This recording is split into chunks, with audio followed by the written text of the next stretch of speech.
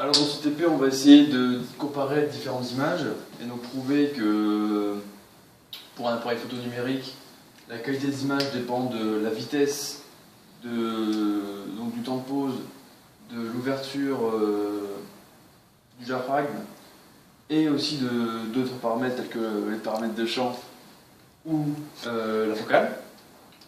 Donc pour le premier paramètre qui est la vitesse, on voit ici donc deux photos apparemment identiques. On a fait varier donc la vitesse donc sur le temps de pause. Donc on voit ici qu'on a ici une prise de vue beaucoup plus courte qu'ici, puisqu'ici on a donc 1 sur 1250 secondes pour prendre cette photo et ici un sur chaîne de secondes. Donc on voit ici que la photo est donc plus longtemps exposée à la lumière, donc plus claire. Donc sur la troisième photo, ici on a un temps encore plus long, donc 1 sur 160e de seconde.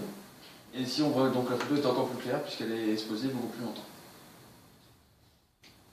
Donc deuxième paramètre qui fait varier donc légèrement d'une photo, c'est l'ouverture. Ici f sur 5,6 et f sur 10. Donc le chiffre après le f correspond à l'ouverture, noté NO.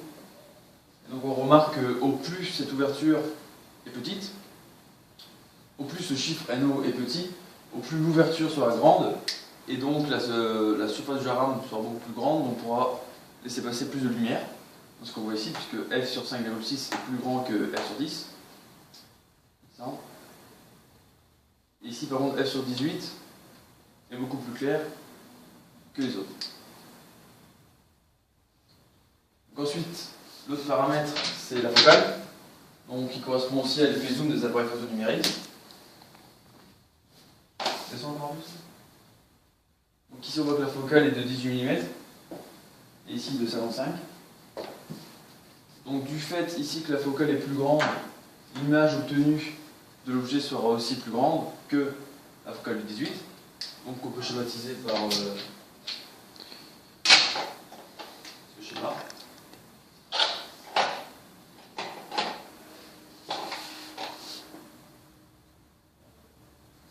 Donc ici on a l'objectif.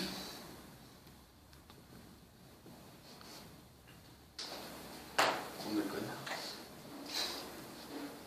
Donc avec une distance focale ici de 18 mm, on va appeler F1. L'image obtenue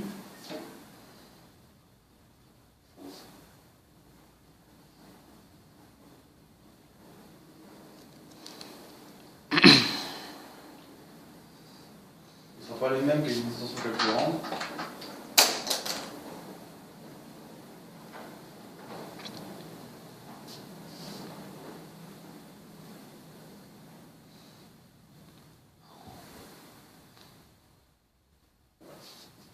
On voit qu'en faisant varier la distance focale, donc il y a deux images de taille plus ou moins grande, correspondent donc à l'effet zoom des appareils photo numériques.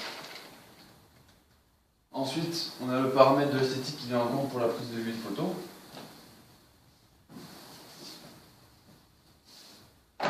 Donc ici dans cette photo-ci, on voit donc que l'image est plus grande, donc que la focale ici est plus petite. Et dans celle-ci, on voit que la photo est plus claire. Donc ça veut dire qu'ici que l'ouverture est plus grande que la photo numéro 1. Donc ça veut dire que la surface du diagramme était plus grande. Donc qu'on a eu plus d'éclairement, puisque la photo est plus de nuit, ainsi que la vitesse d'ouverture qui est de 1 millième de seconde.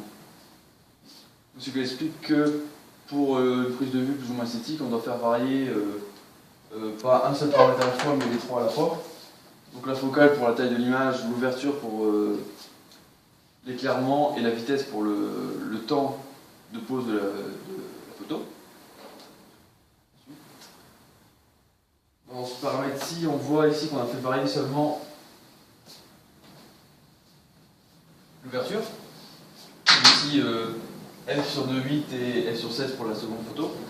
Donc on observe ici que du fait que l'ouverture était plus grande, en arrière-plan, l'image est floue, puisqu'il y a une plus grande quantité de lumière qui est parvenu, tout comme ici, on a une zone floue là. Tandis que sur l'autre photo, avec une ouverture donc ici plus petite, donc avec moins de lumière qui passe, on observe qu'ici la totalité de l'image est nette, aussi en arrière-plan, et également ici au niveau des feuilles et des cailloux derrière qui ont eu moins de lumière qui passait, donc une plus grande netteté. Donc pour conclure, on peut dire que l'éclairement dépend de la vitesse de prise de vue et de l'ouverture, et l'effet zoom dépend lui de la focale. Et donc pour un point de vue esthétique au niveau des photographies, on peut faire varier les trois paramètres à la fois.